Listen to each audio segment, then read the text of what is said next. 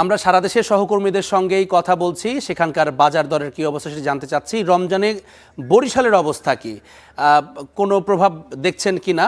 বিশেষ করে যেই প্রয়োজনীয় ইফতার এবং সেহরির সময় যেই খাবারগুলো বেশি খায় মানুষ, সেই পণ্যগুলোতে কোনো দাম বাড়তি আছে কিনা বরিশালে?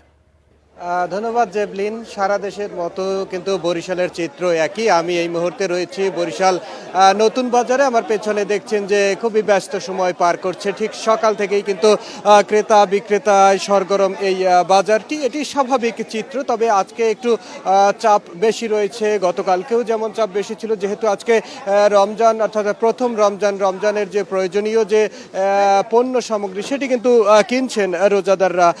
আমরা এসে দেখে যে বিভিন্ন বাজার ঘুরে, শুধুমাত্র নতুন বাজার নয়, এছাড়াও আমরা গিয়েছিলাম সকালে রূপাতলী বাজারে, বাংলা বাজারে এবং নথুল্লাবাদ বাজারে, এবং এছাড়া চৌমাথা একটি বাজার রয়েছে। এইসব স্থানে ঘুরে আমরা দেখেছি যে প্রয়োজনীয় যে জিনিসগুলো রয়েছে, যেমন শসা রয়েছে, টমেটো রয়েছে, এগুলো প্রত্যেকটাই প্রায় 5-10 টাকা করে বেড়েছে।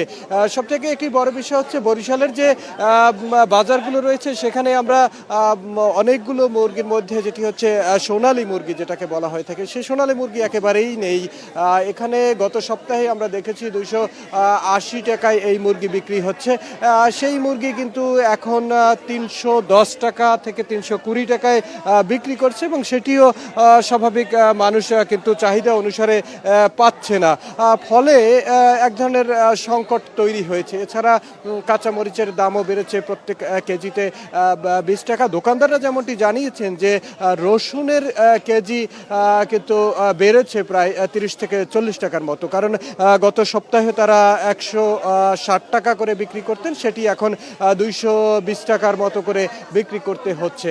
এছাড়া অন্যান্য যে পণ্যগুলো রয়েছে, যেমন ডিম রয়েছে এবং অন্যান্য যে ইফতার সামগ্রী রয়েছে, তা প্রত্যেকটাই কোনো না কোনোতে 5 থেকে 10 টাকা করে বেড়েছে। যদিও সেটি উল্লম্ফন নয়, অর্থাৎ ক্রেতারা যেটি বলছেন যে এর আগে যে চিত্র ছিল যে হঠাৎ করে বেড়ে যাওয়া, সেটি বাড়েনি, তবে একেবারেই যে স্বস্তির পর্যায়ে রয়েছে সেটিও কিন্তু বলা যাচ্ছে না। তবে বিক্রেতারা যেটি বলছেন যে বিভিন্ন ধরনের সংকট তাদেরকে মোকাবেলা করতে হচ্ছে, যানবাহন এবং বিশেষ করে মোকাম, যে সেই মোকামগুলো থেকেও কিন্তু তারা অনেক চাহিদা মতো পাচ্ছে না, ফলে এই দামটা স্বাভাবিকভাবেই কিন্তু বাড়ছে। আমরা ক্রেতাদের সাথে কথা বলেছি, তারা বলছেন যে রমজানের শুরু থেকেই, অর্থাৎ এই আজকে প্রথম রমজান, এখন পর্যন্ত